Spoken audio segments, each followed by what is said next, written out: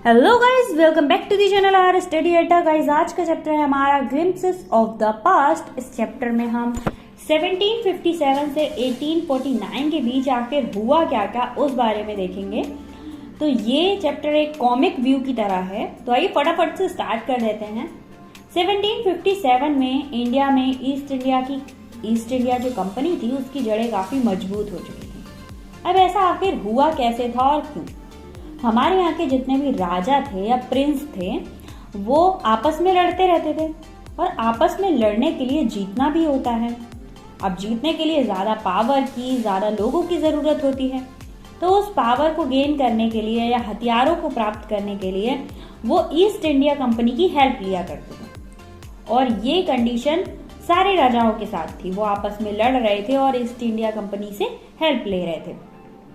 अब east India company जीत के बदले में कुछ ना कुछ लेती थी, जैसे कुछ जगह या फिर किसी राज्य पर अपना अधिकार, ऐसी चीजें मांगना स्टार्ट करती थी।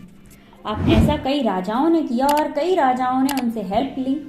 अब ईस्ट इंडिया कंपनी के पास एक बड़ा हिस्सा इकट्ठा हो चुका था। मतलब हर राज्य में कहीं ना कहीं उनकी जमीनें थी या फिर किसी ना किसी चीज पर उनका अधिकार था। अब उनकी ताकत बढ़ चुकी थी।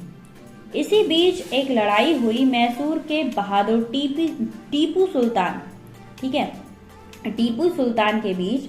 और उन्होंने अंग्रेजों से बहुत वीरता से लड़ाई की और उनका जितना भी लोहा था वो लेते रहे वो, और लास्ट टाइम तक अंग्रेजों से लड़ते रहे। क्योंकि वो एक वीर योद्धा थे, इसीलिए ये एग्जाम्पल यहाँ पर सेट किया गया है। लास्ट में वो मारे जाते हैं।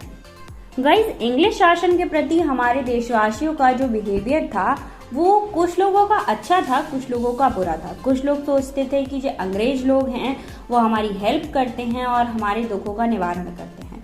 वहीं पर कुछ लोगों की समझ आ रहा था कि ये हम पर शासन करना चाहते हैं और हम पर राज्य कर रहे हैं। वहीं पर 1765 में सामाजिक स्थिति काफी बिगड़ चुकी थी।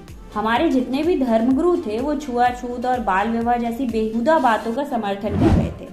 सच तो ये था कि जो भारतीय थे उनका स्वाभिमान जा रहा था। अंग्रेज उनसे बहुत ज़्यादा नफरत करते थे। किसान थे और जो दस्तकार थे उनकी हालत बहुत ज़्यादा बुरी हो चुकी थी। और जितने भी किसान थे वो भारी भरकम कर दे दे के तबाह हो चुके थे। अंग्रेजों ने जो दस्तकार होते हैं उनके अंगूठे कटवा दिए थे। और ज़्यादा इनकम करने के लिए और ज़्यादा प्रॉफिट लेने के लिए अंग्रेजों ने जो तरीका सही लगा उसको अपनाया था। इंग्लैंड से आने वाले माल पर कोई भी टैक्स नहीं लिया जाता था उस टाइम तक। अब इस बीच राजा राम मोहन राय को इस चीज़ का पता चला। वो समझ गए कि कहीं ना कहीं ये लोग हम पर राज्य करना चाहते हैं। इसलिए उन्होंने समाज सुधार का प्रयत्न करना स्टार्ट किया।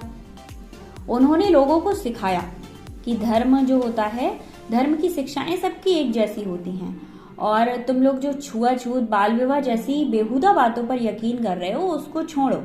ज्ञान अलग चीज होती है और ये परंपराएं अलग चीज होती हैं।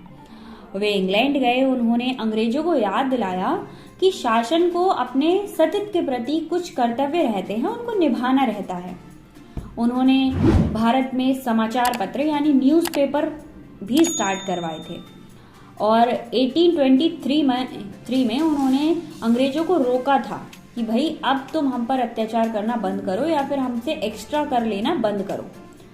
1818 में एक प्रस्ताव पारित हुआ था जिसके अधीन हमारे जो भारतीय थे उनको कोर्ट कचहरी बिना जाए जेल में नहीं डाला जा सकता था। वरना पहले क्या करती थी अंग्रेजी सरकार, कोर्ट कचहरी नहीं जाना था भाई, डायरेक्ट उनको जेल में डाल दिया। बट 1818 में प्रस्ताव जारी होने के बाद अब उन्हें डायरेक्ट जेल में नहीं डाला जा सकता था, क्योंकि अंग्रेजी अफसर जो थे वो बड़े बड़े वेतन लेते थे। मतलब बहुत ज़्यादा अमाउंट में अपनी सैलरी लेते थे। इसके अलावा वो जितने भी व्यापार थे उनसे एक्स्ट्रा में इनकम करते रहते थे। 1829 में ब्रिटेन के एक आतिथ्य, मतलब ब्रिटेन से आयात होने वाले सामान का जो प्राइस था वो 7 करोड़ रुपए हो चुका था। यहाँ तक कि तत्कालीन भारत के अंग्रेज गवर्नर जनरल वेटिक ने इंग्लैंड को भेजी अपनी रिपोर्ट में लिखा था कि कपास के बुनकरों की हड्डियों से भारत के मैदानों में खून रिस रहा है। इस प्रकार भारतीय उद्योग की तबाही पर एक अंग्रेज जो थे वो और ज्यादा पावरफुल होते जा रहे थे। वो इंडिया वालों का खून चूसते जा रहे थे और खुद को और ज़्यादा पावरफुल करते जा रहे थे। अब सन 1835 में लाई मैकल नाम के एक व्यक्ति ने भारत में शिक्षा के माध्यम से लोगों को अंग्रेजी बनने की सलाह दी थी, मतलब तुम कैसे अंग्रेज बनो, और ये प्रस्ताव भी स्वीकार कर लिया गया था। जो उद्देश्य क्लर्क थे उनकी एक फौज खड़ी थी, मतलब लाई मैकल का जो उद्देश्य था वो था कि क्लर्कों की एक बड़ी फौज खड़ी कर दी जाए, वो भी इंडिया से ही, जो अंग्रेजों की हेल्प कर सके। और हुआ इसका बिल्कुल उल्टा। क्लर्कों की एक फौज तो खड़ी हो गई थी, बट इसके साथ साथ बुद्धिजीवियों की एक नई पीढ़ी तैयार हो गई थी, मतलब एक नई जनरेशन आ चुकी थी। उनमें से कुछ सामान्य जन को शिक्षित करने का प्रयत्न कर रहे थे, तो साथ ही कुछ लोग ब्रिटिश के पार्लियामेंट के लोगों की शिकायत रखने का निश्चय कर रहे थे। मतलब एक तरफ वो अपने सोसाइटी को पढ़ाने की कोशिश कर रहे थे, वहीं दूसरी ओर वो उस सियासत के प्रति अपनी शिकायतें दर्ज कर रहे थे। 1856 तक ब्रिटिश सारे भारत पर राज्य पा चुका था। पूरे भारत पर 1856 तक ब्रिटिश की सरकार चल रही थी। अब उन्हें भारतीयों की जितनी भी जरूरतें थी उनकी कोई फिक्र नहीं थी। लोगों में असंतोष बढ़ने लगा था। लोग अंग्रेजों के प्रति मुक्ति पाना चाहते थे। जहां पर लोगों ने खुद ही हुकूमत करने दी थी उन लोगों को, अब लोगों को लगता था कि अंग्रेजी शासन हम पर हावी हो गया है, अब हमें इससे मुक्ति चाहिए। 1855 से 57 के बीच में एक नया कानून से संथालों में रोष था, मतलब एक तरीके से 1855 में विद्रोह कर बैठे और उन्होंने अंग्रेज व उनके समर्थकों को समान रूप से मारा था। ये संतोष ईस्ट इंडिया कंपनी की फौज में भी बढ़ रहा था। अब इधर से गुस्सा था तो उधर से भी गुस्सा बढ़ रहा था। सिपाही मंगल पांडे ने अपनी रेजिमेंट के अधिकारी पर आक्रमण कर दिया था और उन्हें फांसी पर चढ़ा दिया गया था। अंग्रेज भारतीय रीति रिवाजों की परवाह नहीं करते थे। एक गांव से दूसरे गांव में चपातियां भेजी गई थी, मतलब एक गांव से दूसरे गांव रोटियां भेजी गई थी और उनके थ्रू ये संदेश दिया गया था कि देशी बादशाहों को उनकी सेवाओं की जरूरत है। उसी प्रकार जो भारत के सैनिक थे उनके बीच कमल का फूल घूमता रहा। जनता ने पूरी तरह से समर्थन किया था और हेल्प भी की थी। 1857 का जो विद्रोह था वो मेरठ से शुरू हुआ था। जिन सिपाहियों ने विद्रोह किया था वे दिल्ली की ओर बढ़े थे। वे बहादुर शाह जफर के पक्ष में नारे लगा रहे थे। विद्रोह व्यापक रूप से फैल चुका था पूरी इंडिया में। बहुत जमींदार अपनी जमीनें खो चुके थे और इस विद्रोह में काफी लोगों ने हेल्प भी की थी। अब आजादी की लड़ाई 1857 में स्टार्ट हुई। अब इस लड़ाई से बहुत से शासक असंतुष्ट भी थे, मतलब खुश नहीं थे, क्योंकि उन्हें अंग्रेजी शासन पसंद था। जैसा कि मैंने आपको पहले भी बताया कि हर इंसान को अंग्रेजी शासन बुरा नहीं लगता था। फॉर एग्जाम्पल हजरत महल ये असंतुष्ट थे इस लड़ाई से। अंग्रेजों ने उनके राज्य हड़प लिए थे।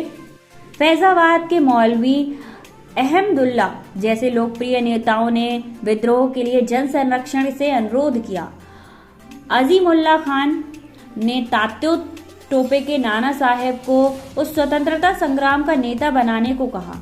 पूरे उत्तर भारत के लोगों ने अंग्रेजों के खिलाफ डटकर लड़ाई की थी। बिहार में 80 वर्षीय कुंवर सिंह की कलाई में गोली लगी। उन्होंने तुरंत इसे काट दिया, मतलब जैसे ही उनको गोली लगी वैसे ही उन्होंने उस कलाई को काट दिया। इसे गंगा में फेंकते हुए उन्होंने कहा यह उनकी अंतिम भेंट थी, मतलब अंतिम चढ़ावा था गंगा जी को। तो गाइस यहीं पर हमारा चैप्टर फिनिश हो जाता है और यही था कि भाई आखिर 1757 से 1849 के बीच क्या क्या हुआ था और क्या क्या चला था हमारे भारत में। आई होप आपको चैप्टर समझ आया होगा। अगर कोई भी प्रॉब्लम होती है तो कमेंट करो यार। डिस्क्रिप्शन में आपको सारे चैप्टर के क्वेश्चन आंसर के सॉल्यूशन मिल जाएंगे, लिंक चेक कर लो। एंड सारे चैप्टर की समरी चाहिए तो मेरे चैनल को चेक कर लो।